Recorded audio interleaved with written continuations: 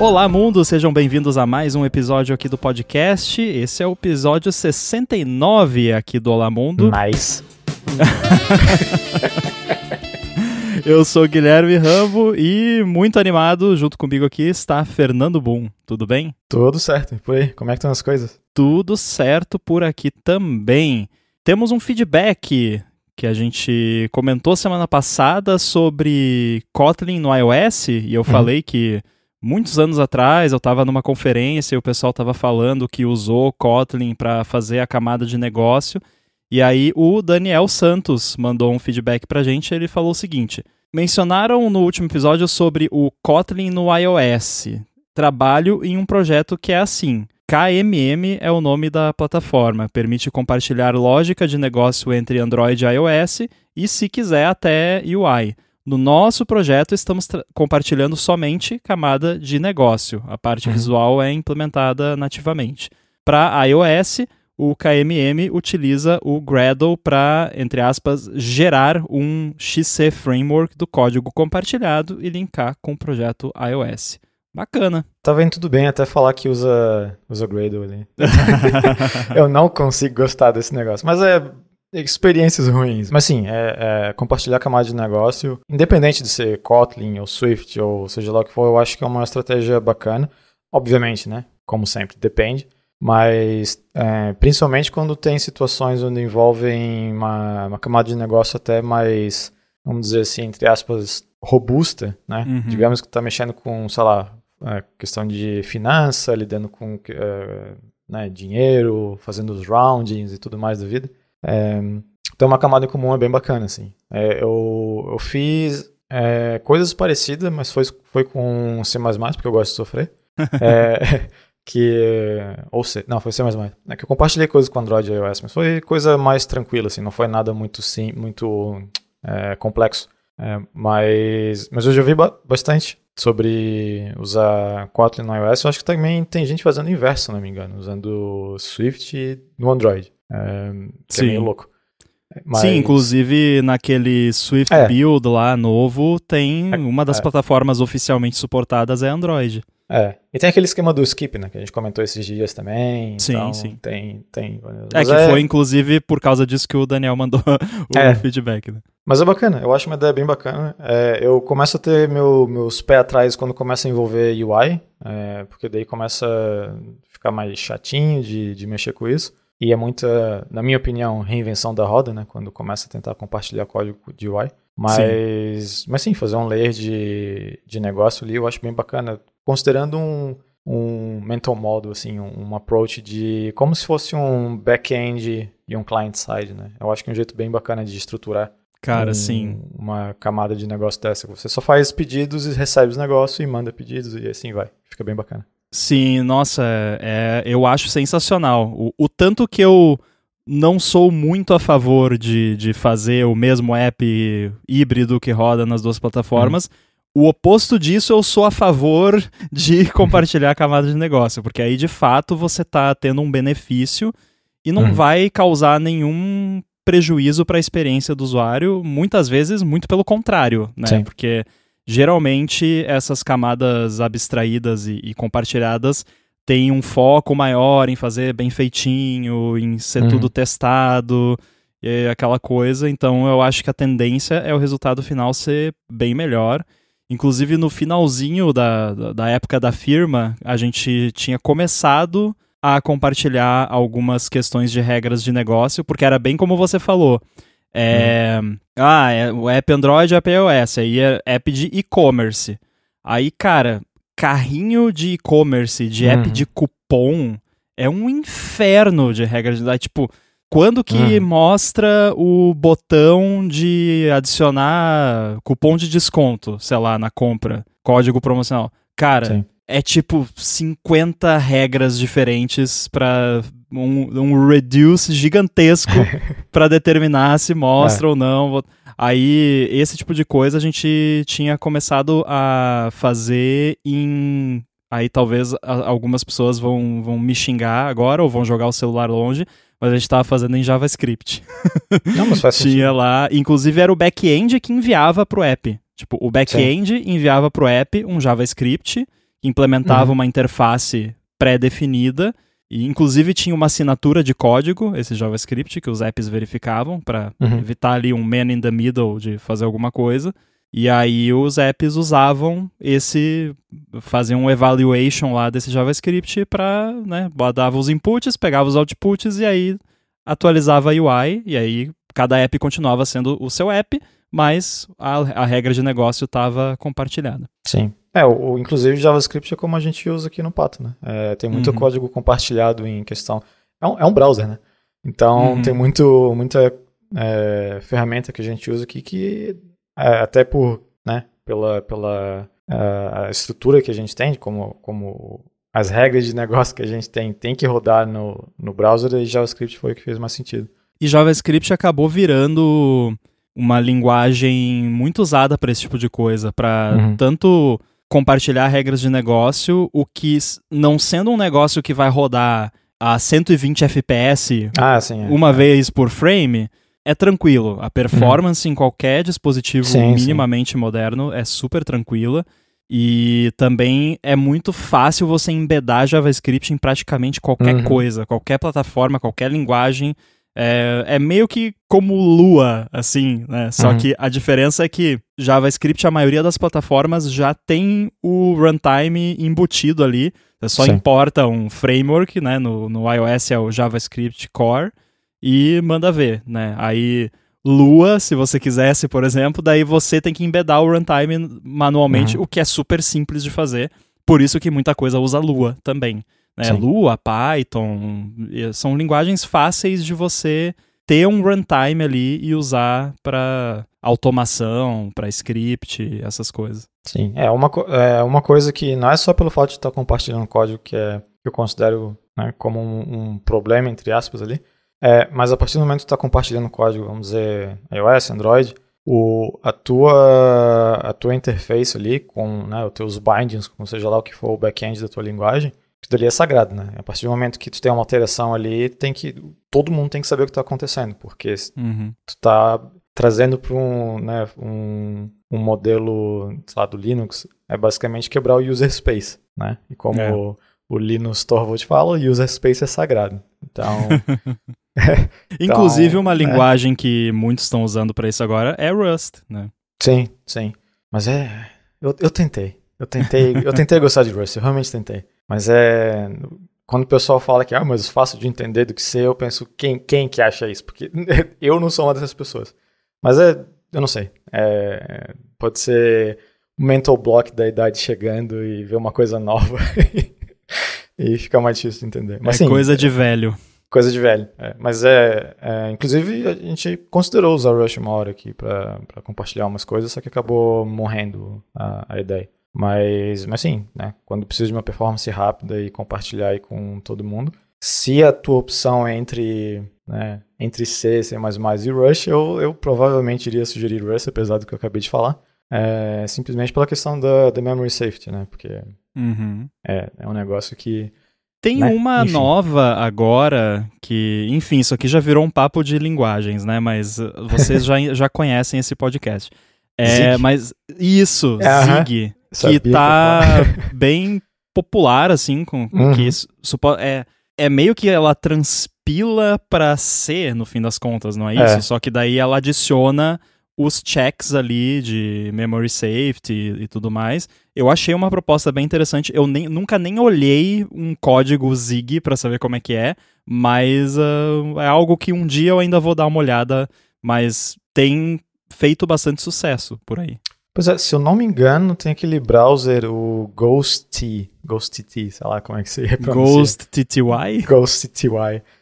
Se eu não me engano, eles usam Zig. Interessante. Acabei de confirmar aqui. 83% é Zig. Eu já vi bastante gente falando muito bem de Zig, assim, justamente pelo muito pouco que eu olhei, né, aqueles bird's eye view de uma linguagem que tu nunca viu na vida, mas olhando assim de longe parecia, pelo menos para mim, um pouco mais tranquilo de entender do que Rust. Né? Mas até porque eu imagino que como ela, no fim das contas, vira C, meio que tende a ser mais parecido, talvez, né? Porque você vai transpilar ou É meio que um monte de macro, não é? É uma coisa assim. É muito louco, eu não sei muito bem como funciona. Enfim, a gente tá falando de algo que a gente não sabe. Se alguém aí que tá escutando já trabalhou com Zig, conta pra gente como é que foi. Mas eu prometo que um dia, esse ano ainda, in the coming year, como diria a Apple, eu vou dar uma olhada nisso aí. Então não vai sair nunca. nunca. Conto o que eu achei. A Apple ultimamente tá, né? Mas eu lembro de olhar o Zig e ter um pouco daquelas coisas de standard out, sei lá o quê. Então, como eu já conheço um pouco mais de C, C++, eu me senti um pouco mais em casa ali. Só que ainda não era tão críptico como C, né? Então, é interessante. Eu tenho interesse de dar uma olhadinha a mais ali, mas eu não sei até que ponto eu quero ir, sabe? Se eu quero fazer uns loopzinhos, ver como é que funciona, e legal, ou tentar fazer algo. Eu abri o site, a homepage aqui, tá? O exemplo de código que eles dão aqui, eu já não gostei. Porque tem algumas coisas que tem certas coisas que não me agradam, porém, nesse caso aqui, é possível que tenha mais a ver com o coding style de quem escreveu esse exemplo do que com a linguagem em si. Mas, sei lá, cria ali uma constant que é um allocator e aí chama de Ellie. Tipo, cara, não. Eu também não gosto muito desses namespaces tipo Java, assim, std.fmt.parseInt. Gente, em que ano estamos que a gente ainda precisa economizar caracteres? Standard.format. Porque como é que eu vou... Quando que eu vou lembrar? Parece que tô falando árabe, sei lá. ParseInt. Não é nem parece falando português de Portugal, quase. Português da faixa de gajos. Faixa de gajo. Mas então, eu não sei o quão robusto é um Zig da vida, mas tem projetos que, na minha opinião, é um projeto relativamente grande, como esse Ghost tá usando, então tem um certo, né, um projeto relativamente interessante por trás aí, usando a linguagem. Eu tenho certeza que tem mais coisa, mas enfim. É aquela coisa, tá no 0.14 agora, então... Sim, eu vi alguém comentando em algum lugar que eu não era nem considerado de production ainda. A galera que tá usando é meio que beta tester. Então, de fato, não é algo pronto. Agora, só para finalizar, eu comentei que pode ser um lance do estilo, né, do coding style de quem colocou o exemplo ali, só que aí já está implícito que a pessoa que escreveu o exemplo que está na homepage da linguagem está intimamente envolvida com o desenvolvimento daquela linguagem. E se essa pessoa que está intimamente envolvida no desenvolvimento da linguagem tem um estilo de código que não me agrada, a tendência é que a linguagem vá te conduzir a um estilo de código que não me agrada, né? E aí é que não me agrada, não tô falando que é ruim nada, só que não é o que eu gosto. Então eu prefiro ficar numa linguagem que tem um estilo que me agrada.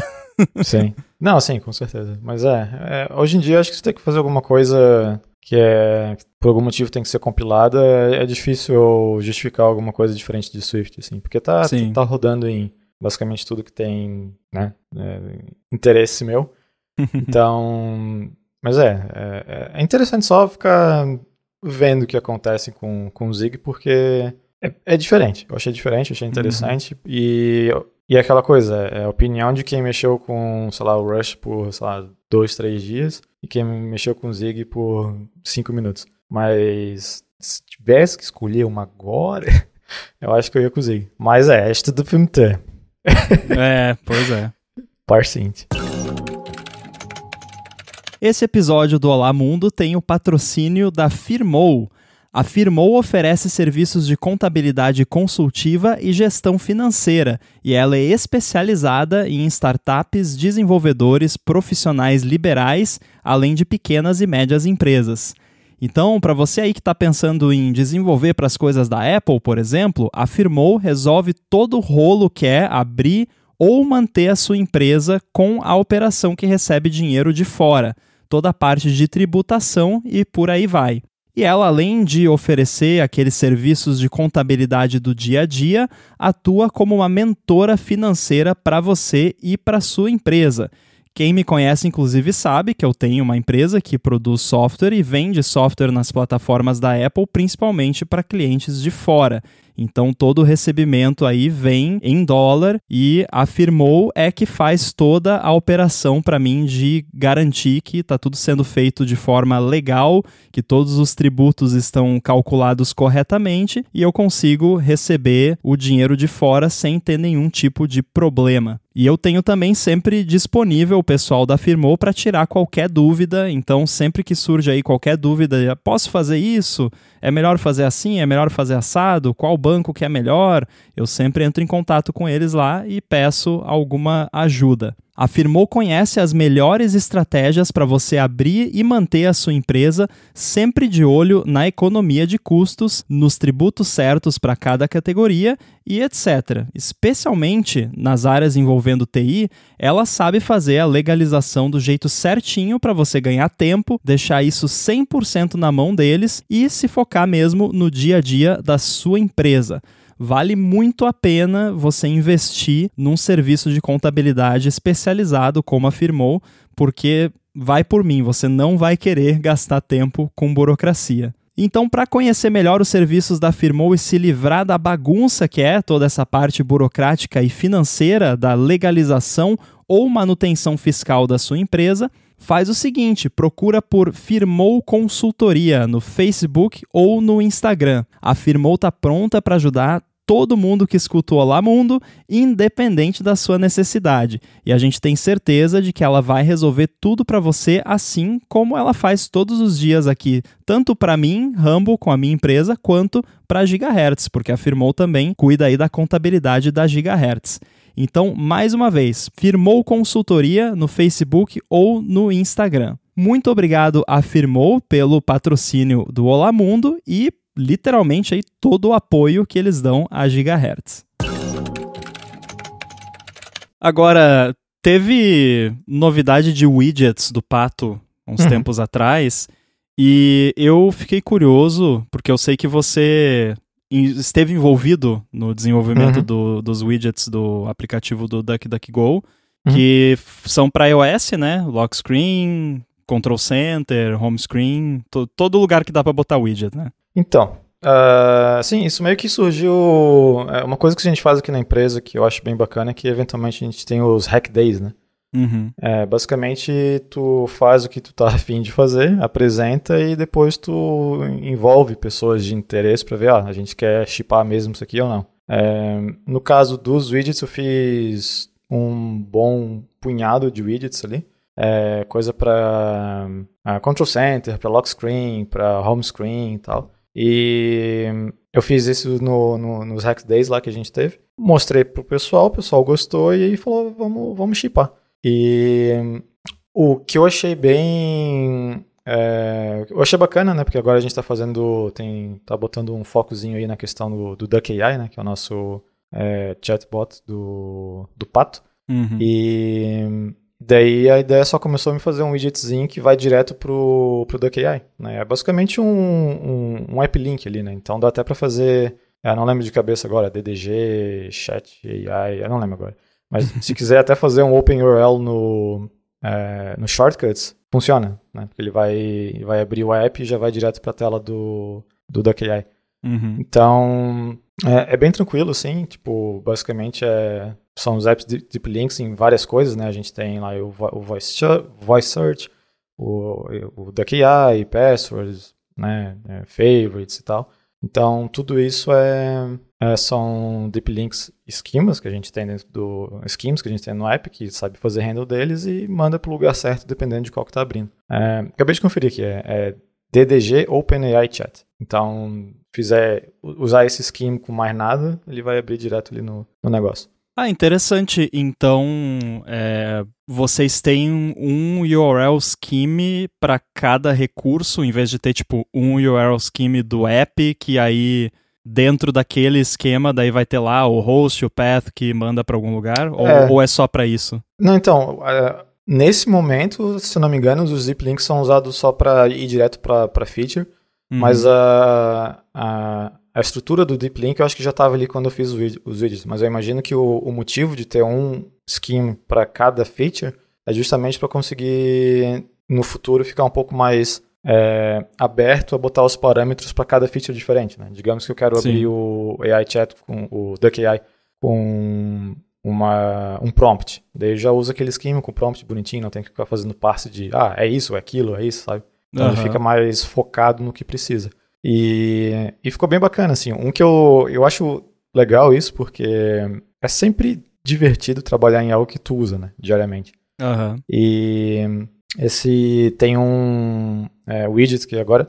Eu sei os nomes dos widgets que são os nomes do código, né? Eu nunca lembro quais são os username, mas é o que chama de Quick Actions, que é um widget de home screen que tu consegue customizar quais são os shortcuts que tem. Então eu tenho usado bastante o de Duck AI para ir direto no chatbot e o de Voice Search, que o Voice Search agora eu também botei um togglezinho que vai pro Duck AI. Então tu consegue fazer um prompt usando a tua voz, né?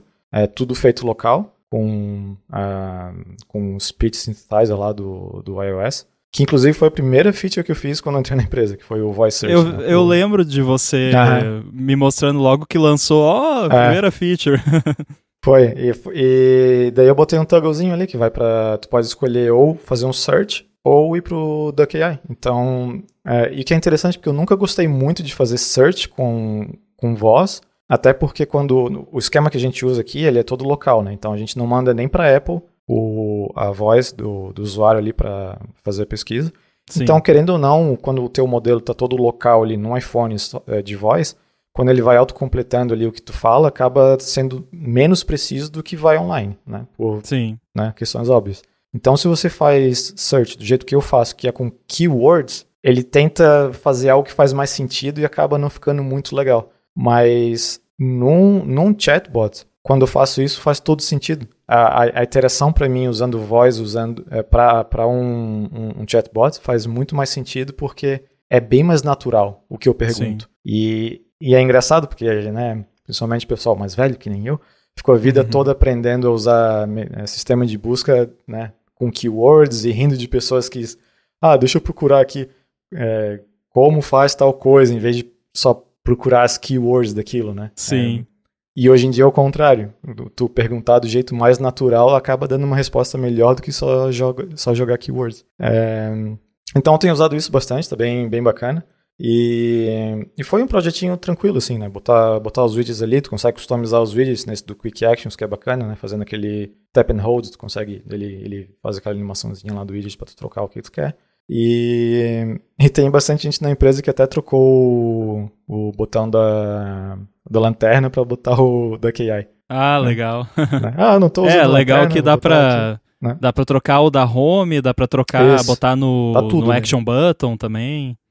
E é uma coisa bacana, assim, é uma coisa legal que a empresa faz, né? Porque se isso aqui fosse para fazer escopo de projeto normal, né, que a gente tem no dia a dia, querendo ou não é algo vital ter esses widgets. Né? Não é algo do roadmap, assim, que, meu Deus do céu, nice to have, só. Exato. E como a gente tem esses diazinhos aí faz o que tu acha que é interessante e dá pra shippar se o pessoal gosta, daí acaba tendo essas coisas assim que eu quero um negócio meio que pra mim, mas eu também quero que funcione bem pros outros, né? Daí tu junta o útil ao agradável e acaba fazendo isso.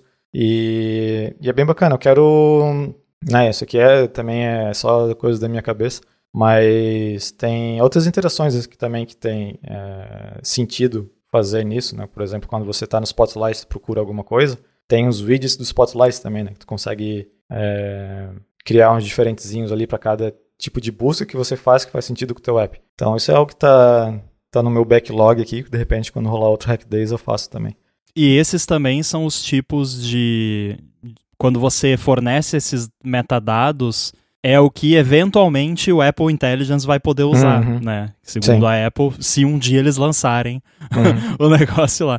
Mas falando mais sobre os widgets em si, você, como isso foi num desses Hack Days, você então fez o widget from the ground up, assim, tipo, não teve um designer que foi lá e falou pra você, faz assim. Você foi lá e fez. Ou teve um guidance disso? Então, o do home screen teve um designer que fez, né? Porque o do home screen meio que já estava... ele já existia, o que eu fiz foi alterar ele para conseguir editar os shortcuts que tu queria, né? Uhum. Então, o design já existia.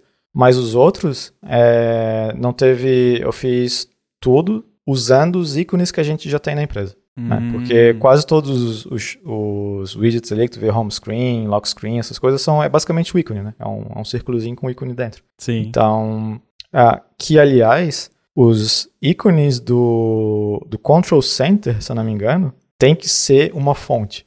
Sim, tão obrigatoriamente chato. tem que ser tipo SF symbol. Né? É muito chato isso. Porque daí eu tinha os ícones lá, tinha os SVG, os PDF, os PNG, eu tinha tudo, só que daí tem que converter essa treta pra uma fonte agora, o que eu faço? Perdidaço, assim. Porque os designers sabem fazer, né? Mas eu não queria atrapalhar ninguém. Eu acabei achando aquele um app template da Apple tem tipo 50 quadradinhos no grid pra você preencher. Nossa, cara, deixa eu dou só um aqui, muda o line thickness, line width, sei lá como é que chama. Esse negócio é um SVG, pega aqui e se vira, pô. Daí... Coloca mais caldo nesse vetor e pronto pra fazer o bold. Sim, pois então, esse foi o mais chatinho, até porque tem um bug, que inclusive eu até criei um feedback na época, que é muito chato, que os ícones do Control Center às vezes só somem. Sim, é verdade. Eu fiquei tanto tempo olhando isso, pensando, meu Deus do céu, o que eu tô fazendo aqui que tá errado? Que até eu comentei com você que acontecia, inclusive, com os da própria Apple. Da própria Apple, E eu fiquei olhando de tudo quanto é coisa, meu Deus, por que... Né, porque eu adicionava um widget novo, exatamente o widget novo que eu adicionei estava sem ícone. Tô fazendo alguma coisa errada. Daí eu reiniciava o app, reiniciava o telefone, daí só o widget velho estava sem ícone. O que tá acontecendo aqui? Criava um appzinho, né, vanilla, só para testar, mesma coisa. E daí eu comecei atrás, eu vi que tinha um monte de gente vendo isso, inclusive não developers. Tava em fóruns de usuários falando que, sumiu meus ícones do Control Center. Deu, tá. Então, eu não acho que é um problema especificamente meu. Não. E eu não sei, deve ser coisa da minha cabeça, né, mas eu acho que se você tem... de novo, posso ter alucinado isso. Mas se você tem dois apps, digamos, tu tem um bundle ID diferente no app A e app B. E esses dois apps fazem share exatamente o mesmo ícone, né? Vai ter o mesmo chassama ali. Eu acho que tem uma chance de dar treta. Eu não sei se é coincidência ou não, né? Porque... teoricamente o negócio tá ali no teu sandbox e não deveria... Mas enfim, eu percebi porque a gente tem o app internal, né? É o mesmo app num bundle ID diferente. E eu tava testando nele, daí quando eu instalava... Eu instalava o internal no meu device que eu tô usando o app da App Store, os widgets da App Store às vezes sumiam, o ícone. O que uma coisa tem a ver com a outra? Mas enfim, pode ter sido só coincidência, não sei, não fui muito atrás. Pode ser alguma questão de cache. Eu também acho. Para variar, né? Eu imagino que... Eu sei que o Control Center e qualquer lugar que tem widget, eles fazem um cache do... Tipo, faz o render da view em SwiftUI, em todos os appearances, estados que pode estar, e aquilo fica salvo. E aí, na hora de exibir ali, exibe o cache. Só que o do Control Center, especificamente, eu acho que o cache é muito agressivo, porque muda bem menos, né? Então acaba que não rolou. Pois é. Não, isso foi uma das coisas que mais me tomou tempo do projeto inteiro, foi tentar entender o que estava acontecendo ali. E... porque, né? De repente tu instala um negócio e não tem mais widget. E outra coisa que também eu acho que, né, pode ser coincidência, mas eu acho que quando é instalado através da App Store, a chance de dar um problema é menor do que se tu instalar através do Xcode ou do TestFlight. Eu já percebi isso também. Eu não sei se é coincidência, mas a impressão que eu tenho é que... Porque eu instalei o app quando saiu, obviamente, e ficou tudo redondinho. Mas... Não, porque quando você instala um app via Xcode... O modelo de instalação que acontece é diferente do modelo de instalação quando você instala pela App Store ou TestFlight, que são... App Store e TestFlight, o modelo de instalação é muito parecido, é quase igual. Mas o de developer, que é quando você instala via Xcode, a forma como a instalação acontece é um pouco diferente. E aí eu acho que tem alguns caches que não são tão limpos. Provavelmente porque se fosse ficar fazendo isso o tempo todo, ia detonar a performance do device, né? Porque Sim. você tá rodando o Xcode, você vai fazer isso com mais frequência. Eu sei disso porque eu fucei um monte e fiz engenharia reversa bem considerável do processo de instalação quando estava estudando no SRD algumas coisas. Então é diferente, o jeito que o app é instalado varia. Pois é, então é aquela coisa, né? Então, e é chato, né? Porque imagina, você tá trabalhando num projeto ali, tu sabe que tá rolando essa treta e tu manda pros usuários, né? Porque, tipo, tu não tem muito o que fazer. Tu sabe que é um bug no iOS e tal, então tu manda, mas daí, né, não passa uma agulha. Porque é uma sensação chata, assim, de será que vai virar um incidente? Será que de repente vai ter um monte de gente lá no Reddit ou whatever perguntando o que aconteceu? Meus widgets sumiram. Felizmente não foi o caso aqui. Mas já aconteceu em outro widget, porque a gente tem um widget da VPN também, né? Que isso aí não fui eu que fiz. Que eu lembro que quando a gente lançou isso aí, teve umas pessoas falando que sumiu o ícone ou algo do gênero. Mas daí o pessoal do suporte foi lá, ajudou o cara lá, reinicia o telefone e vê se funciona, e funcionou. Então, mas é tretinha. Eu queria não ter que lidar com essas coisas, mas... Próxima vez que isso acontecer quando você estiver desenvolvendo, você pode usar aquele xcrun device.ctl, aí tem um comando lá que é para você listar os processos, que aí ele te dá o PID dos processos, e tem um comando para mandar sinal para os processos. Manda um sig-hoop pro chronod e ou linkd. Se acontecer de novo, tenta matar esses dois demons e ver se não resolve. É tipo um cron, é isso que tu falou? Não, é chronod, é o daemon que faz o rendering dos widgets. Ah, tá. Interessante. Bom saber. Os widgets, eles são...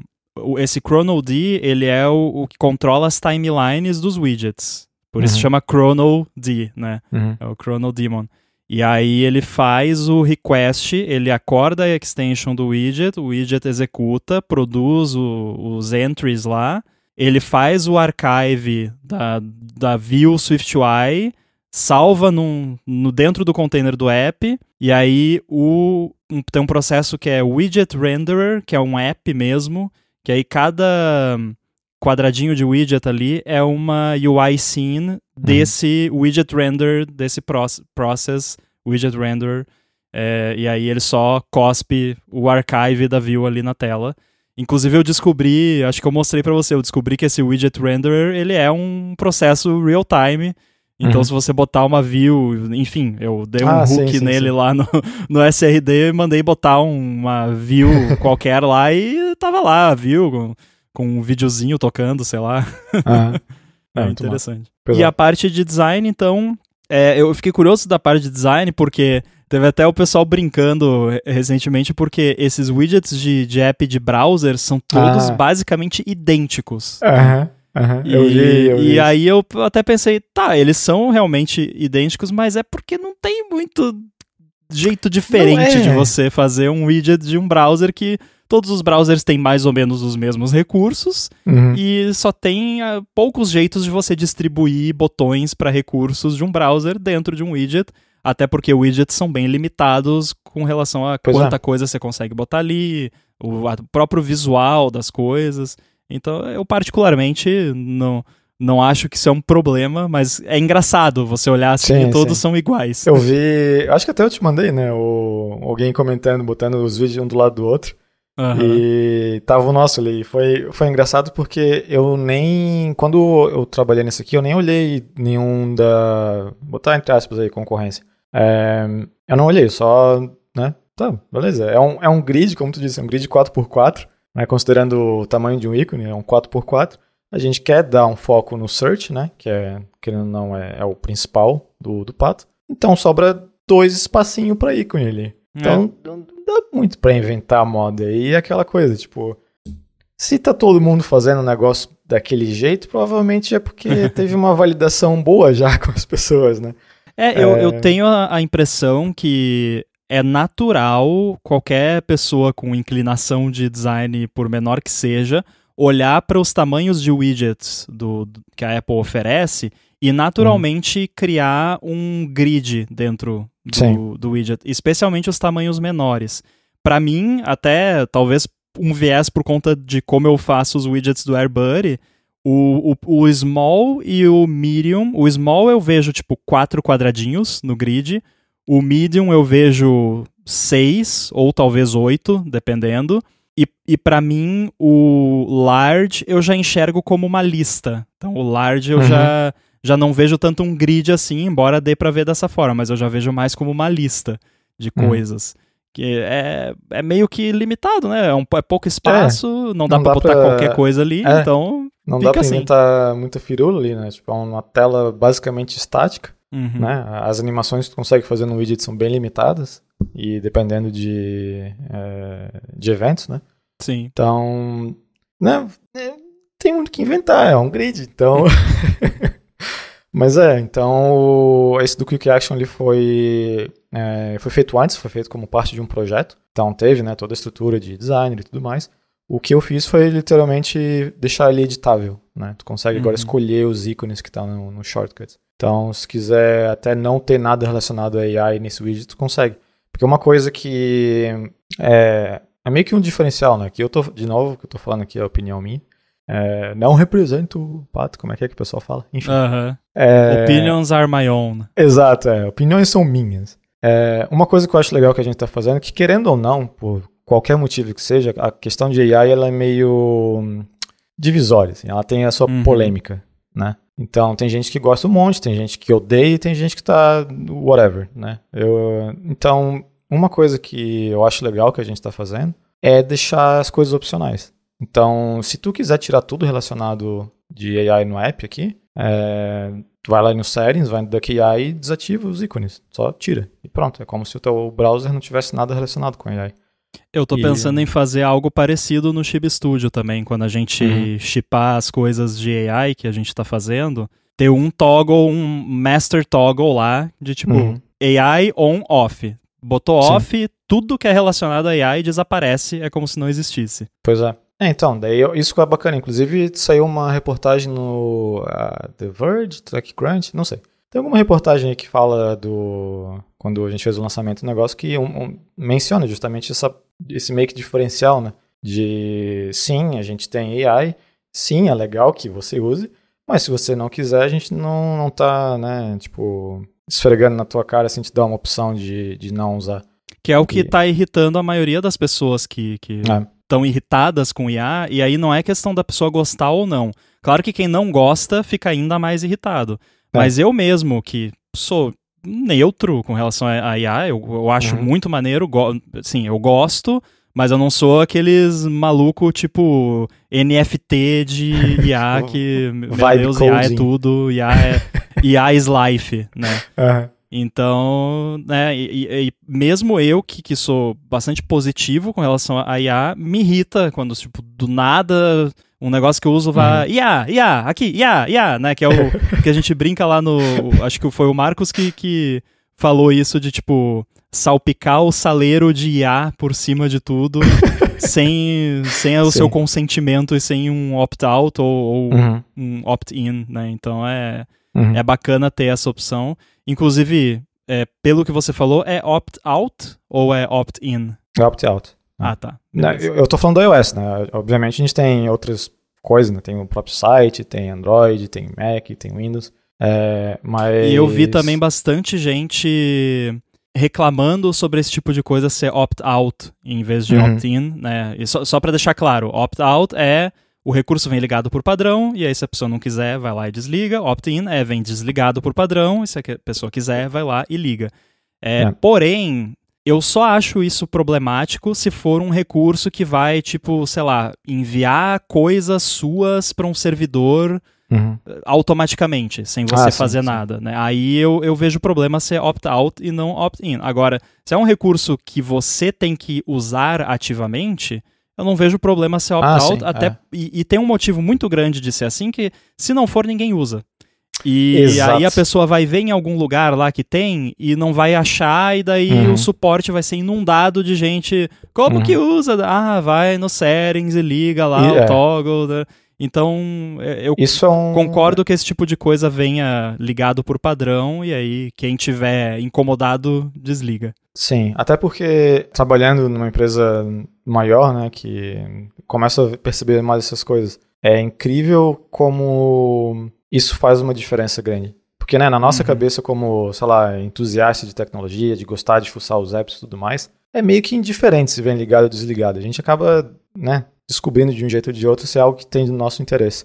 Mas para grande parcela de usuários, isso faz muita diferença. E uma coisa que é bacana também no nosso caso aqui, quando você abre o DuckAI pela primeira vez, tu vai ter um onboarding ali e vai ter uma opção. Tu quer desligar ele, sabe? Então é algo que nada acontece sem o consentimento do usuário. Até porque tem um termo de uso lá e tal. Então, nada vai, de repente, eu tô usando uma coisa aqui e tá indo tudo pro, sei lá, OpenAI, alguma coisa assim. Que isso eu acho chato, né? De fato, tipo, eu tenho minhas ressalvas grandes em relação a meus dados indo para essas empresas de AI. Porque, claro. Né, e eu não tô falando isso só porque eu trabalho no Pato, mas hoje, os únicos chatbots que eu uso são ou local, que eu faço ali usando aquele OpenWebUI, se não me engano, como front-end, usando o Ollama, ou do Pato. Eu não uso mais nenhum, porque eu não quero, né, eu estou usando o grande foco de usar AI para mim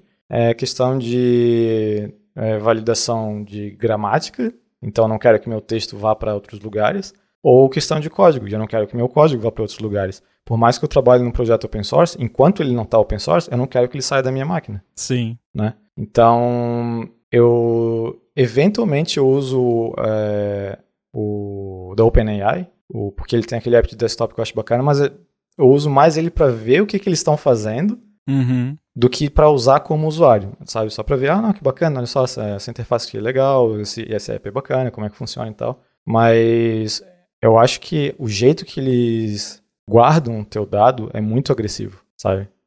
Usando para treinar ainda. Então, quem te garante que é o que você está escrevendo ali, tu acha que é um negócio confidencial, eventualmente vai virar uma resposta para uma pessoa.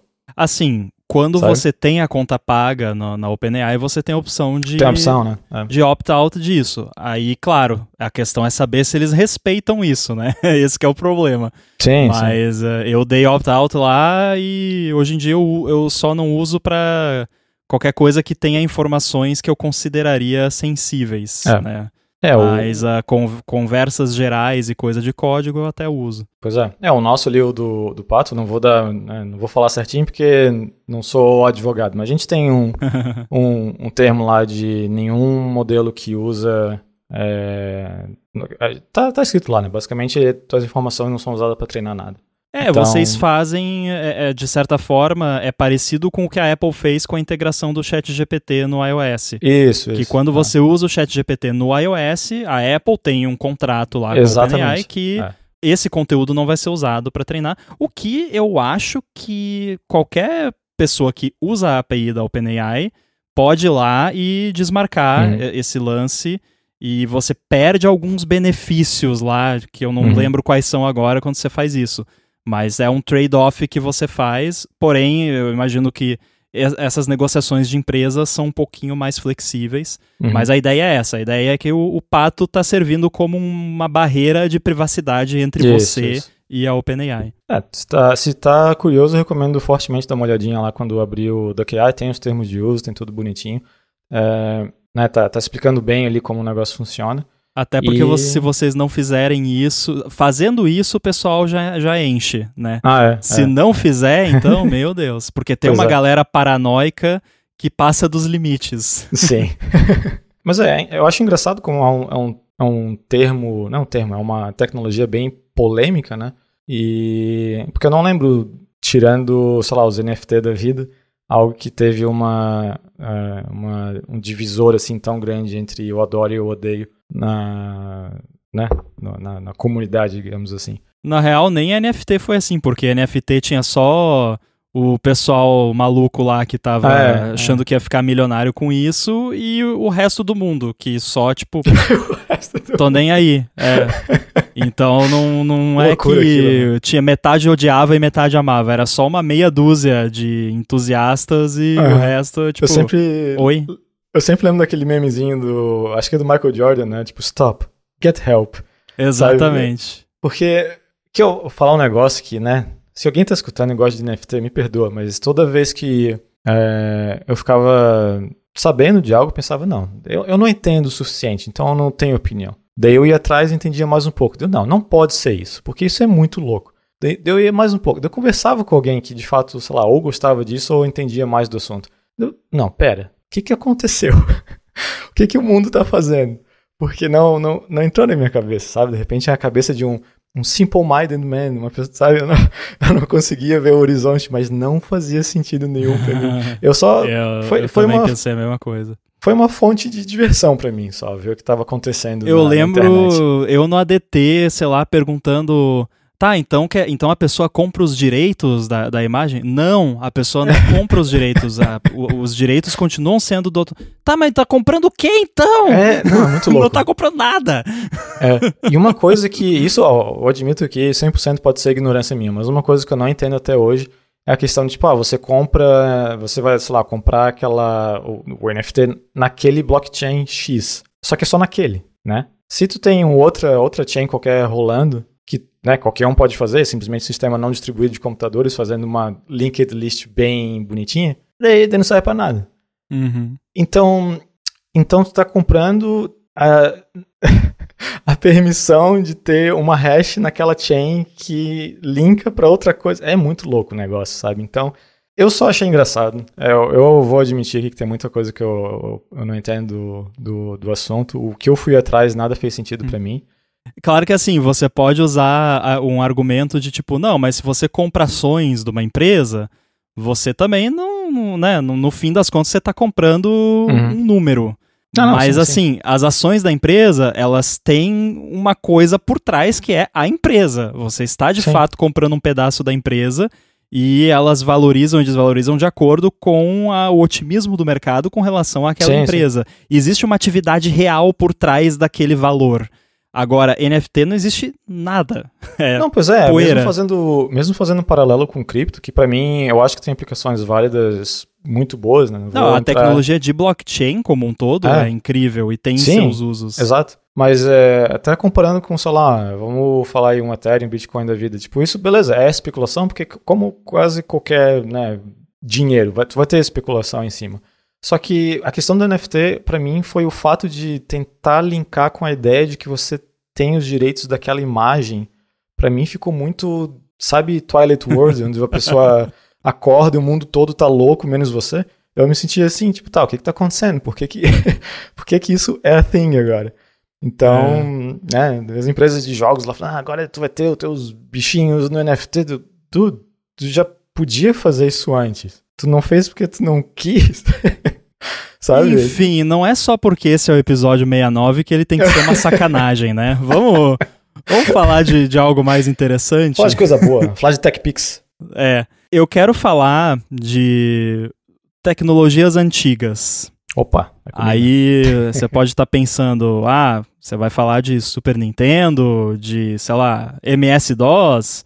Não, eu quero falar de tecnologias antigas da Apple. E não é sobre o Newton, e não é sobre o macOS 9, nem sobre o System 7, ou sei lá o quê. Outro dia, então. Eu quero falar sobre Cocoa Bindings. Pois então. E aí, Cocoa Bindings? Como você definiria Cocoa Bindings de uma forma simples? Combine before it was cool. Então, combine antes de ser cool. Assim, quando você começava a aprender a criar apps para macOS, na época que eu comecei, que foi ali, sabe, 2011, 2012, não, um pouquinho antes, uns 2009, 10, por aí. Aceita a velhice. Você tinha, quando você criava, não existia storyboard ainda, naquela época, que eu me lembre, pelo menos. Então, a interface você sempre criava no Interface Builder, usando nibs. Não lembro nem se já existia Zib na época que eu comecei, era Nib. E aí, enfim, você, né, cria lá num editorzinho visual, que você arrasta, né, WYSIWYG, você arrasta lá os controles. E aí, a parada mais maneira é que, assim, digamos que você tem um array de pessoas lá, um modelo pessoa e tem um array de pessoas, daí tem nome, idade, outras informações. Você podia lá no Interface Builder falar assim, ó, essa table view eu vou dar um binding dela no array de pessoas. E aí na célula da table view, você coloca lá, sei lá, 2 colunas, nome e idade. Aí na coluna do nome você seleciona a célula, você bota um text field lá dentro e você fala, isso aqui eu quero dar um binding pro object value dessa célula, que seria o item, né, a pessoa, ponto nome. E aí, no campo idade, você bota lá um text field, vai, isso aqui eu vou dar um binding no object value ponto idade. E não interessa que nome é uma string e idade é um número, porque isso não é relevante, porque estamos falando de NS objects, no fim das contas, né, NS string e NS number. E aí, magicamente, a sua table view está atrelada ao seu modelo de dados. E sabe o que era mais legal? Você podia fazer isso com um banco de dados Core Data por trás. Então você conseguia criar um aplicativo que tinha um banco de dados Core Data sem escrever uma linha de código. Era muito legal. Inclusive, eu não sei se eu estou alucinando que nem uma IA, mas eu tenho quase certeza que rolava isso. Tinha um esquema que gerava a UI com base no banco de dados para você. Gerava formulário, tipo, cria um formulário para criar uma nova entidade desse tipo Core Data, e aí tem, sei lá, nome, idade, tarará, e com base no seu modelo Core Data, ele gerava a UI e fazia tudo isso com bindings. Que louco. Então, a moral da história é, como você disse, combine antes de ser cool. Então, em vez de você criar lá uma table view, implementar o delegate, e aí criar em cada célula, você retorna lá uma célula e seta lá o nome pro pessoa no index tal.nome, e aí tem que ter um callback para quando editar o nome na célula, editar o nome do banco de dados. Toda essa complicação, você remove completamente. E isso é maravilhoso, não é não? É muito massa. Esse negócio de criar o formulário... Aliás, antes um parênteses, tu falou de Nib, eu acho o nome fantástico. Sim, porque Coco Nibs. É fantástico. Mas enfim, esse negócio de criar um formulário a partir de data, eu também tô achando, eu posso ter alucinado, mas eu trabalhei um breve período da minha vida com .NET, né, e C# e tal. Eu acho que eles tinham um negócio desse. Que com certeza. Tu tinha, porque é bem cara do Microsoft, né? Tu pega o Microsoft dados, cria um formulário. Você lembra do Microsoft Access? Sim. Ele era tinha tipo isso. Né? Exato. E... qual que era da Apple? A Apple tinha um negócio desse. Não. Vou lembrar. FileMaker. Tem até hoje, inclusive. Tem gente que usa ainda, que louco. Tem. Mas uma coisa que eu lembro nitidamente, assim, quando eu tava começando a brincar com o iOS, teve uma das pessoas que trabalhava na empresa comigo lá, isso, né, milhões de anos atrás, sabia que eu comecei a mexer com isso, falou, então vai dar pra usar Cocoa Bindings, porque acho que ele já tinha mexido com o macOS. E fez tanta propaganda, que era a melhor coisa do mundo, que daí eu fiquei frustrado que não tinha isso para iOS. Eu lembro de procurar, né, ou, sei lá, né, não achei na época, mas esse negócio de, só quero relacionar um modelo com uma parte da UI que seja arrastando no Interface Builder, né, e ficar pronto, daí não tinha. E aí, assim, né, não é obrigatório ser feito no Interface Builder.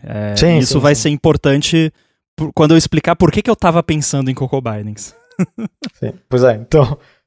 mas eu lembro de sempre ficar com esse nome atrás da cabeça, assim, Cocoa Bindings, que é muito bom, mas eu acabei nunca investindo muito tempo em questão de macOS e acabou ficando pra trás. Sim. E aí, o Cocoa Bindings, a base por trás dele existe no iOS. Então, eu tenho certeza que se você pesquisar, você vai encontrar alguém que implementou uma versão de Cocoa Bindings para iOS, só que aí provavelmente sem suporte a Interface Builder, que daí essa parte é mais complicada, mas porque você pode fazer tudo por código também. Mas, enfim, é um two-way binding, né, que é um binding bidirecional, que quer dizer assim, eu tenho esse text field aqui, esse campo de texto, que está atrelado ao nome da pessoa. Se o nome da pessoa mudar, o meu campo de texto atualiza com o nome da pessoa. Se eu mudar o nome da pessoa no campo de texto e der Enter, o nome da pessoa muda no modelo por trás. Essa é a ideia, é estar sempre tudo sincronizado. E aí, poxa, Rambo, mas SwiftUI, Combine, né? Nem precisa mais usar Combine, agora tem lá o @observable e tudo mais. Sim, tem tudo isso, mas a questão é com o que eu estou trabalhando num side project que eu tenho faz tempo, que de vez em nunca eu separo ali um período de tempo para mexer de novo nesse side project. E ele tava meio que na mesma situação da carangueja com o Apple Intelligence lá da Apple, que assim, tipo, cara, ou eu reescrevo isso aqui do zero e faço direito, ou não vai rolar. O que acontece? Eu gosto muito de Core Animation, como todo mundo já sabe. E eu gosto de usar aquele esquema que você cria lá uma layer tree em Core Animation, exporta para um arquivinho e aí no runtime você carrega e roda como se fosse um videozinho ou faz pequenas alterações ali, troca cor, troca texto, troca, enfim. E aí a ferramenta que eu sempre usei para fazer isso foi o Kite Composer, ou Compositor, não lembro agora. É o Kite, o aplicativo Pipa. O problema é que o cara que desenvolve esse aplicativo foi trabalhar na Apple há vários anos e agora esse app está em modo maintenance de tipo só correções de bugs que fazem o app dar crash quando on launch, assim, sabe? Tipo, tá muito bugado o app, porque já faz, sei lá, umas 4 versões major de macOS que o cara tá trabalhando na Apple, então ele só teve uma versão do macOS que ele dava crash on launch e não funcionava mais, e aí ele lançou um update para corrigir isso, e só. Porque é só o que a Apple permite que engenheiros que trabalham lá façam com seus apps fora da Apple. E aí já faz um bom tempo que eu decidi que eu precisava substituir o Kite por alguma outra coisa. E aí o que eu vinha fazendo? Em paralelo, eu tinha um app meio que o Kite, que é assim, imagina um Photoshop da vida, ou um Sketch, ou um Figma, qualquer coisa assim. Só que em vez de você manipular ali vetores, SVG ou qualquer outra coisa, são CA layers.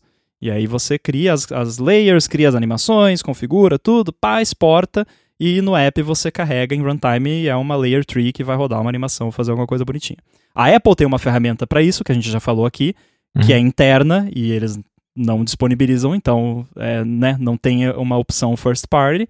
Aí o que eu vinha fazendo eu tinha esse app editor de Core Animation, estilo Kite, que eu podia editar as layers, arrastar, aumentar, beleza, que nunca foi muito longe, assim, ele estava num estado barely usable, digamos assim. E em paralelo, eu também tinha um projeto onde eu criei quase como uma API meio SwiftUI para criar layers Core Animation. Porque para você criar uma layer tree em código complexa, é meio chato. Você tem que ficar setando vários parâmetros de cada layer, e é difícil você visualizar no código qual é a árvore das layers, né? E aí eu fiz uma API meio que como SwiftUI, assim, que você olha para o código e você meio que enxerga a layer tree ali. Então você cria uma layer, daí dentro dela você bota sublayer, que bota dentro das outras, fica mais bonitinho. E aí no final ali do código eu tinha um preview também, assim como o SwiftUI. Faço o código ali, tenho o preview, tô feliz, tô satisfeito com o asset, eu chamo uma função lá que salva num arquivo na minha pasta de downloads e aí eu pego e arrasto para dentro do asset catalog lá do app que eu tô trabalhando e beleza. Ok, mas isso só vai até um certo ponto, porque o motivo de eu usar um editor é porque eu quero usar um editor WYSIWYG ali, que eu arrasto as coisas, vejo em real time. Aí eu resolvi mexer de novo nesse projeto, só que tava num estado... E por quê, assim? Eu tinha decidido fazer em SwiftUI, esse editor, mas não tava rolando, porque... Para dar só um exemplo, imagina que você tem uma estrutura em árvore, e aí você precisa de uma outline view, né, que chama, que Você tem ali as layers, e aí você tem as camadas que estão dentro de cada camada, e você vai expandindo, e aí SwiftUI não funciona bem para isso. Principalmente quando você considera que cada CA layer é um NSObject, não é uma struct. E aí eu até tentei, não, eu vou criar aqui um esqueminha que gera uma shadow tree em structs Swift, representando cada layer, mas daí você manter essas coisas em sync é um inferno, e aí você tem um problema que, eu selecionei uma layer ali no Outline View. Quando eu selecionei essa layer, como é que é uma interface de um app tipo Photoshop e tal? Você seleciona a layer, aí a layer fica um quadradinho ali no canvas para você arrastar, redimensionar e tudo mais. Beleza, eu consegui fazer isso, mas aí, sei lá, eu vou lá e arrasto a layer. A identidade daquela layer na Outline View mudou. E aí a seleção some, porque mudou a layer e aí não é mais o mesmo, sabe? Então é um inferno fazer isso em SwiftUI. E aí eu pensei, putz, mas fazer isso em AppKit velho, né? Vai ser meio chato, porque é muita coisinha. E aí eu pensei, e se eu fizesse em AppKit mais velho ainda? E aí eu lembrei de Cocoa Bindings. E cara, incrível. Porque existe um objeto em AppKit que é NS3Controller, que é um objeto para você fazer esse binding de uma árvore de objetos para um elemento de UI que representa uma árvore de objetos, como um Outline View, por exemplo. Então, cara, eu tenho uma Outline View que eu criei lá, aí as células da Outline View eu criei um nib no Interface Builder, porque é o jeito mais fácil de fazer no macOS, e elas são bem simples, só tem um thumbnailzinho da layer e o nome da layer que é um text field que, inclusive, a célula já tem por padrão, né? Eu acho que no iOS também, a UI Table View Cell já tem um text field. Tem. Beleza, eu fiz isso. Aí o NS3 Controller, você inicializa ele com content, e aí content nesse caso é a root layer, né? A layer mãe, né? Raiz de tudo. E aí ele tem uma propriedade que acho que é children key path, uma coisa assim. Aí children key path igual sublayers. Aí lá no código da Outline View eu dou um bind content to layer 3 controller arranged objects, acho que é o nome, que é se tiver sorting e tal, ele já faz isso também. E é isso. E a layer 3 aparece ali, e se eu adiciono uma camada nova, a camada nova aparece, e se eu clico numa camada e clico mais uma vez para entrar no modo de edição, o text field, que é um label, vira um text field editável, eu renomeio a layer, ele renomeia a layer, e isso tá tudo dentro de um document-based app, né, em AppKit, ele já manda lá pro Undo Manager, avisando que mudou um negócio, e já aí o documento já fica como editável, e eu posso dar Command Z, e ele... Cara, o app todo automático! Eu não precisei fazer nada.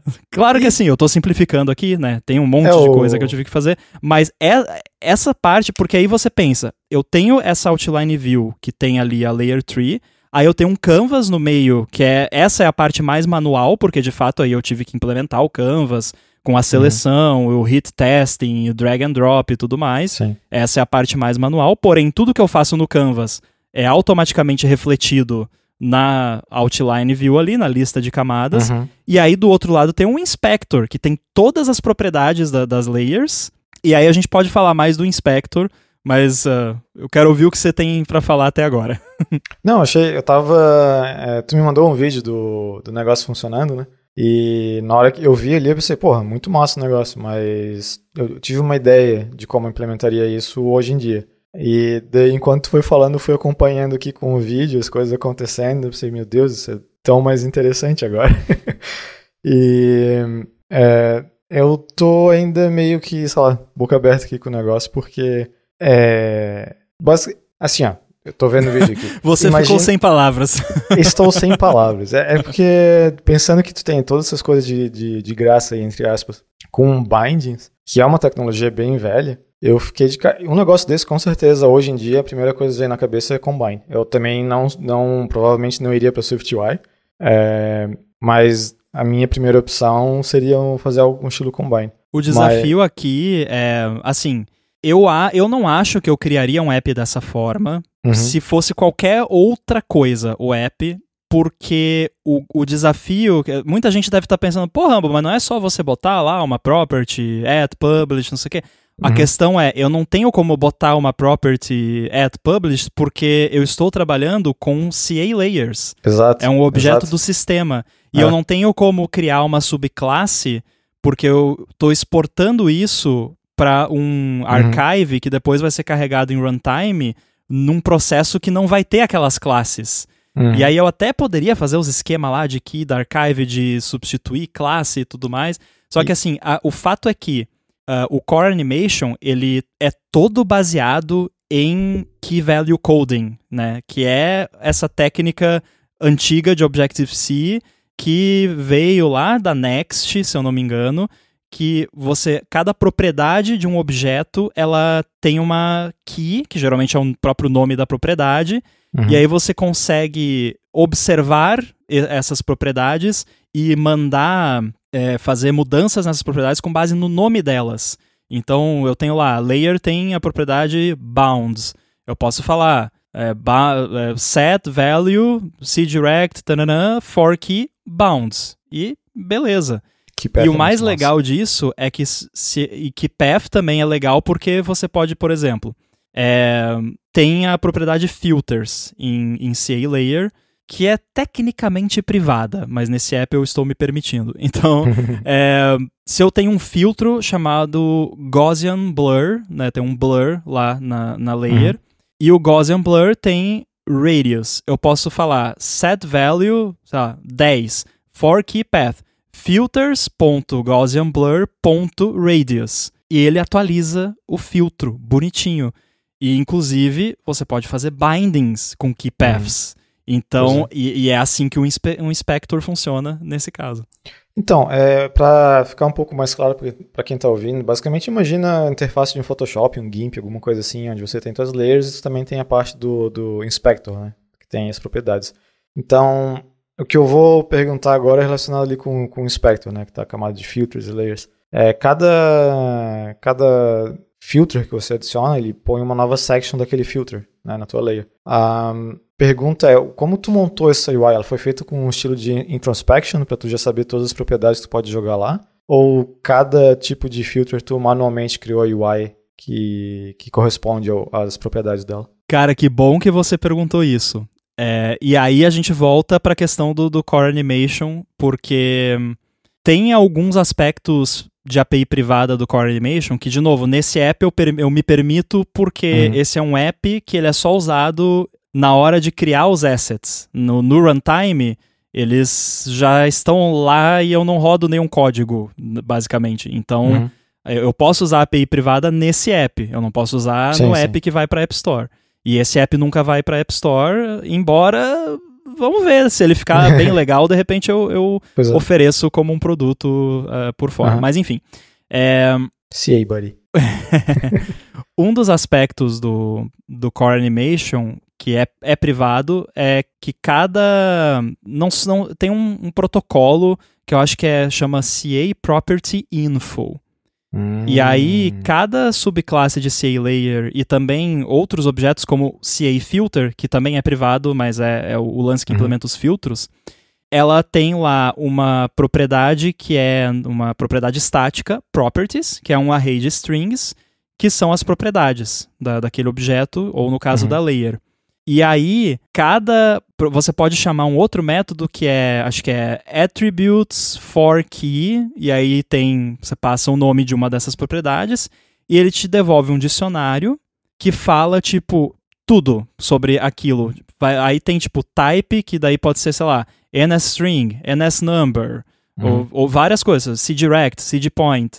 Tem subtype, que daí eu não lembro mais o que tem no subtype. Mas tem... sim, no subtype é tipo... Digamos que tem uma propriedade que é rasterization scale na layer. Que quando você seta em código é um double, e aí vai ser ali, sei lá, 0.5, 1.0, 2.0.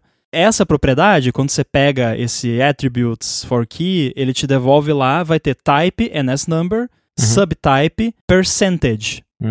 E aí vai ter também, nem todas, mas algumas vai ter minimum, maximum, para te definir, tipo, qual é o valor mínimo, qual é o valor máximo. E sabe o que dá para fazer com NSTextField? Você pode atrelar um number formatter com ele. Ou seja, esses atributos que o Core Animation fornece, eles te dão o blueprint de como criar uma UI para editar aquela propriedade. Tem tudo que você precisa. Propriedade, aí tem um subtype que é enum. E quando é enum, o subtype, tem um array com as opções do enum. Que tipo, que legal. Aqui vai ser um enum, e aí eu tenho tipo lá, switch, case, enum, pega as propriedades e cria um pop-up com as propriedades com um binding para aquela key path da layer. Então, os filtros funcionam dessa forma, usando essa introspecção. A parte da layer propriamente dita, eu fiz na mão, porque eu queria controlar exatamente o layout, de onde fica cada ordem de cada propriedade, porque se eu só fizer com as propriedades todas, não vai ficar tão bonitinho, né? Sim. E uma das coisas que não tem, por exemplo, nesse Attributes for Key, é um label, assim, um display name. Ele só tem o nome do keypath. Então eu fiz, para os filtros, eu fiz um pode crer lá de, tipo, converter de camel case, daí separar onde tem o camel case para ficar um nome mais bonitinho. E alguns eu fiz uma gambiarrinha override lá, para um dicionáriozinho de nome para name para ficar mais bonitinho. Mas os filtros, qualquer filtro automaticamente essa minha UI gera. E aí, o que é legal? Essa parte é SwiftUI. Então, o layout em si do Inspector, eu fiz usando SwiftUI, porque é muito mais fácil de fazer do que fazer com o AppKit. E aí eu criei lá uns wrapperzinhos para facilitar de colocar o text field. Agora, os controles em si são AppKit. Então, eu tenho um sanduíche de SwiftUI, basicamente, porque eu tenho AppKit, SwiftUI, AppKit. Não, muito massa o negócio, né? Eu fiquei curioso com a parte dos filtros justamente porque no exemplozinho aqui que tu mandou, vai adicionando filtro, vai aparecendo mais UI, eu pensei, não, se tu fez isso na mão aqui, é o ano inteiro pra fazer isso aqui, então tem que ser algum tipo de introspection pra conseguir criar essa UI. Sim. Não, muito, muito massa o jeito que funciona. E uma coisa, imagina que tu tá usando Swift pra isso tudo, né? Sim, 98%. Porque eu não sei, pode ser a minha velhice falando, mas o jeito que você descreveu como funciona a parte dos sublayers e como você pega as propriedades e tal, parece que usando Objective-C ia ser uma coisa mais natural de usar isso aí. Seria. Né? O jeito que o Objective-C funciona com o runtime mais dinâmico ali, né? Conseguindo fazer Tem assim, como eu disse, né? O maior desafio aqui é que eu não sou o dono dos objetos com os quais eu estou trabalhando. Eles são do Core Animation. Então, e ainda assim, tem algumas coisas que você não consegue fazer diretamente com bindings. Por exemplo, se eu quero editar a propriedade position, é um seed point. Eu não tenho como ter um text field que tem um binding para position.x ou position.y, porque position é um seed point. E aí, quando você usa value for key, ele no fim das contas, é um NSValue que tem um seed point lá dentro e não tem uma propriedade X. Caramba, agora que eu tô pensando, talvez eu poderia fazer isso fuçando no NSValue. Mas é uma coisa para testar. Mas aí o que eu fiz nesses casos? Eu criei umas extensions em CA Layer e aí eu tenho tipo, em vez de ser position, é position object. Aí é uma @objc dynamic var position object. E aí o tipo é um tipo novo que eu implementei, que é layer position object, que é um wrapper around a layer e position. E aí esse objeto, ele observa a layer, então sempre que muda a position, esse objeto atualiza o valor dele de x e y. Então ele tem uma propriedade x, que é um double, e uma propriedade y, que é um double, e ele atualiza, e quando atualiza a propriedade dele, ele atualiza a layer também. Uma coisa muito louca é que o key value Coding, Observing, System, Tabajara, ele não sei qual é a bruxaria que ele faz, que não acontece loop infinito, de tipo... Porque imagina, eu tenho um objeto que está observando o position da layer. Então, quando muda o position da layer, eu vou mudar o X e vou mudar o Y. Só que esse mesmo objeto, quando muda o X ou quando muda o Y, ele muda o position da layer. Intuitivamente, isso causaria um infinite loop. Mas o sistema cuida disso. Eu não sei como, mas ele cuida. Sim. A questão é, quando é que tu vai liberar isso aí? Não sei. Se um dia eu liberar, vai ser muito bem pago, porque é um projeto bem complexo. Eu não sei, eu vou continuar fuçando de tempos em tempos. Essa semana eu tô fazendo uma sprint, porque eu tô tentando não pensar muito que semana que vem eu tenho que ir pro Japão. Então eu tô numa sprint mexendo nisso aí pra fazer um monte de coisa. E tô bem empolgado, vamos ver. Tá realmente, assim, eu consegui fazer muito mais rápido do que eu esperava. Eu queria ter começado o negócio já assim, porque eu gastei muito tempo brigando, tentando fazer com SwiftUI e tudo mais. Sim. E assim, eu faço parecer muito simples aqui, mas eu também não quero que desvalorizem o meu trabalho quando eu lançar o negócio depois, né? Eu até rodei o CLOC aqui, tá com quase 17 mil linhas de Swift. Nossa. E umas 1000 e poucas linhas de Objective-C, então assim, não é pouco código, né, mas eu acho que a maior parte desse código é na parte do Canvas mesmo, que é a parte mais complicada. Cara, implementar um Canvas é complicado. Eu já trabalhei num projeto que era com Canvas, felizmente não por muito tempo, depois o projeto foi para outro grupo de pessoas, e essa empresa isso. Mas era basicamente qual que é esse app que o iOS tem agora, de padrão, Freeform? Era tipo um negócio desse. E era com Canvas infinito, sei lá o que e tal. Uma hora o pessoal começou a reimplementar layer de texto na mão, porque o iKit não estava dando conta. Foi louco e eu fiquei feliz de não estar naquele projeto mais. Mas Canvas é complicado. E aí você tem que lidar com conversão de coordenadas, né? Porque no caso, no caso, a root layer da composição, e tem mais um detalhe também, eu tenho que tomar cuidado, porque o Canvas propriamente dito tem layers dele, da UI do Canvas. Então eu tenho que tomar muito cuidado para não misturar layer do app com o layer da composição que a pessoa está criando. Inclusive questões como se eu colocar uma layer no meu Canvas ali, na minha composição, com um blending mode maluco qualquer. Sim. Esse blending mode não pode afetar a UI do app. Exato.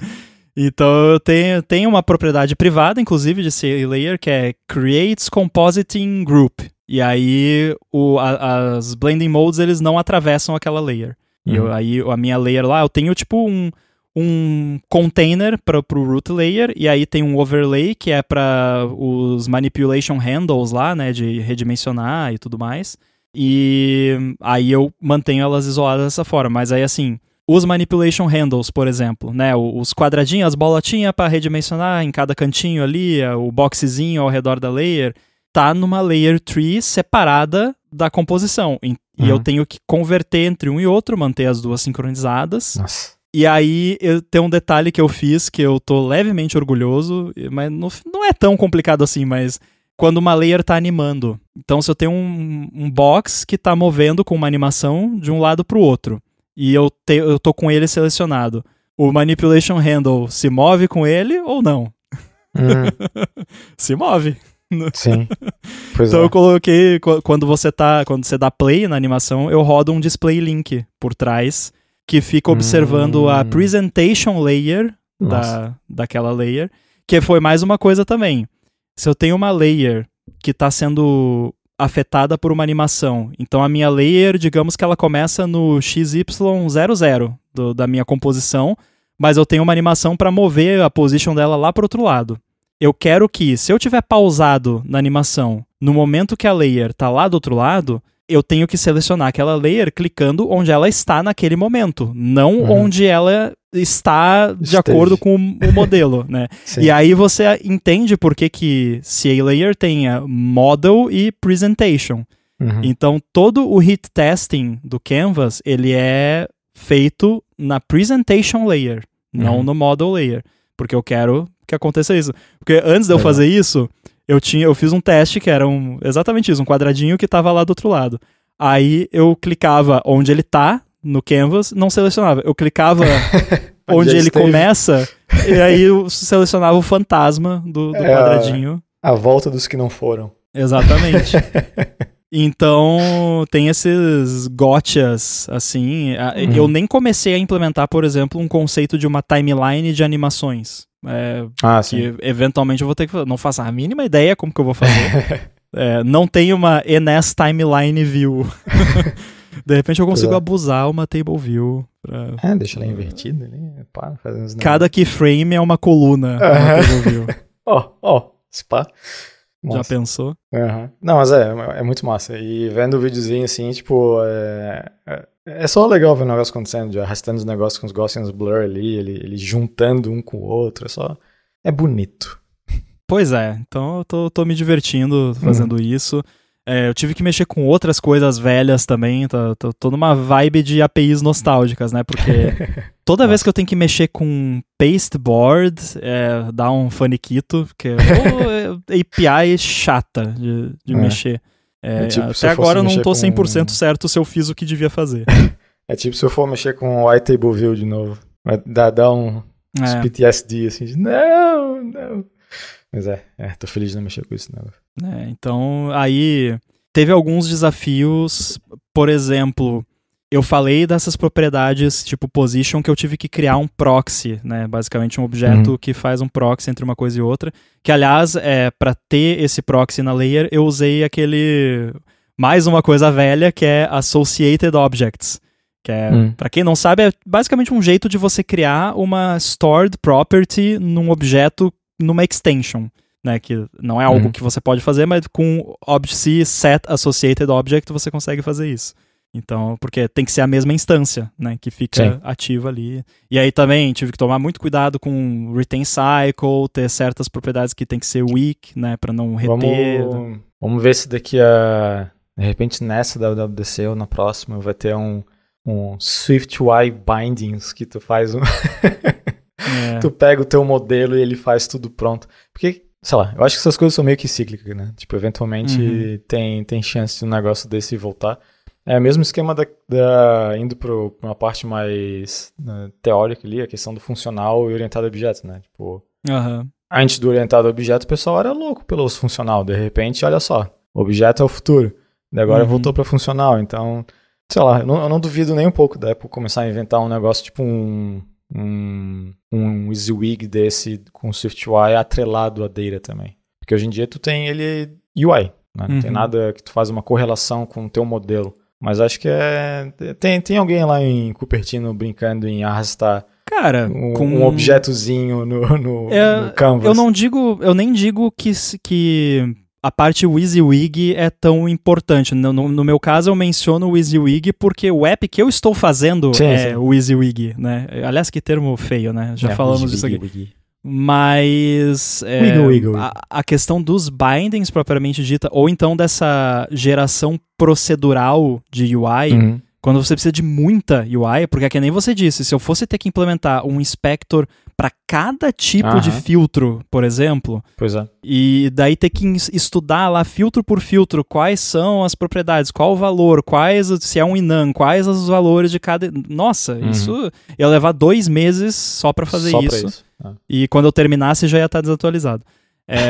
Então eu imagino que alguém poderia desenvolver algo assim e tem jeitos de fazer muito bonitinho. Eu acho que se alguém quisesse implementar uma parada assim agora, já conseguiria, por exemplo, usando property wrappers, né? Então, por exemplo, eu consigo imaginar, o Swift Data lá já tem o property wrapper, você coloca lá e ele gera por trás ali, usando um macro, alguma coisa assim, as definições de quais controles de UI são apropriados para você editar aquilo. E aí você só fala lá, form editing person. Passa um binding para um person, que é um objeto do Swift Data, e ele já tem lá o campo de nome com validação, o campo de idade com validação e tudo, e aí se você quiser customizar, você customiza. Eu vejo potencial nisso aí. Sim. Não, eu acho que tem chance, porque agora tem o negócio do Swift Data também, então, sabe, acho que... Macro ajuda muito com isso também. Então, acho que tem chance de começar a deixar um pouco mais fácil de fazer um form app baseado só em data models, assim, porque como eu disse, eu acho que essas coisas são bem cíclicas, né? Tu sempre passa de tecnologias em tecnologias e eventualmente acaba voltando porque é antiquado, só que com um novo take de como funciona e assim vai, porque, né, com certeza, na minha visão, com certeza tem gente na Apple já brincando com esse tipo de coisa, né? Vendo como é que funcionaria, não, se ele vai ser lançado pra gente em algum momento é outros 500, mas que eles estão olhando, porque dá pra ver o percurso ali, né, de como as coisas estavam no passado, como elas evoluíram e de repente botou um grande marco no meio ali que meio que deixou tudo aquilo pra trás e agora tá evoluindo de novo. Então muita coisa do que aconteceu no passado eu acho que vai acontecer de novo com um take diferente, mais focado na parte ou funcional ou, né, eu acho que type safety é muito útil para esse tipo de coisa, porque o lance ali do Core Animation e do Cocoa Bindings, ele é totalmente untype safe, né? Sim. Baseado em string ali, os negócios. É daí que você vê até hoje em documentação, tipo, tem um parâmetro lá que é N, aí tá tipo, isso aqui pode ser qualquer property list type. E aí a pessoa que, tipo, não é da nossa época, olha isso, o que diabos é um property list type? Cadê o protocolo property list type? Não tem, né? Daí é tudo que pode ir no... Gente, é simples. Um property list type é qualquer tipo que pode ir numa property list. Olha que simples. Né? Essa é tipo definição de dicionário, né? Que não serve pra nada. Sim, dos monads e functores e sei lá mais o que. Como é que é? O que é um monad mesmo? Eu esqueci a definição agora. Se eu não me engano, é uma monoide na categoria dos endofunctors. Algo assim. É tipo eu isso. Esqueço a frasezinha da definição, mas é algo assim. Que, né, não diz muita coisa, mas daí quando tu começa a ir atrás do que são as coisas, olha só, até que faz sentido. Mas E aí, só pra completar, eu falei do lance do formatter, né? Teve uma parada que eu já tava pensando aqui, que como eu posso... inclusive eu já criei uma subclasse de number formatter, porque em propriedades que são porcentagem, por exemplo, eu não queria ter que... Porque o padrão do number formatter, quando ele está atrelado a um text field, se você digita tipo 50 e dá enter, dá erro. Porque não é uma porcentagem. Você tem que digitar 50, sinal de porcento. Senão não é uma porcentagem. Aí eu fiz uma subclasse de NSNumber lá, de number formatter, que aí eu posso colocar só 50 e ele vira 50%, ou eu posso botar tipo 0.5 e ele vira 50% também. E aí eu já tô pensando, será que eu não consigo também fazer nessa minha subclasse de number formatter, se eu digitar tipo 200/2, isso vira 100? Fazer tipo operações matemáticas dentro do campo de texto? Vira toda uma calculadora dentro do teu formatter. Pois é, porque é útil, né? E a maioria, assim, apps profissionais desse tipo, um que me vem à mente é tipo After Effects. O próprio Sketch, se você digitar uma operação matemática simples ali num campo dele, ele faz a operação. E eu já fui além. E se eu quiser, por exemplo, digitar ali superlayer.bounds.width dividido por 2. Aí ele lê aquela key path, pega o resultado e divide por 2. E aí eu já pensei, e se eu quiser digitar um código JavaScript aqui dentro? Lembrei do Joseph Klimber, mas ele não desiste. Porque... É o campo de texto do Joseph Klimber. Ele arrancou um pedaço do texto, mas ele não desiste. Não, muito bom. Então é isso, eu acho que deu pra explorar. Se alguém aí por algum motivo maluco tá fazendo algum app pra macOS que poderia se beneficiar de Cocoa Bindings, eu diria pra não ter preconceito. Eu já vi até, tipo, se você procurar a pergunta de Stack Overflow, vai ter gente falando, sabe, vai ter gente 10 anos atrás já falando, não, cara, não usa isso é ultrapassado, é velho, não sei o quê.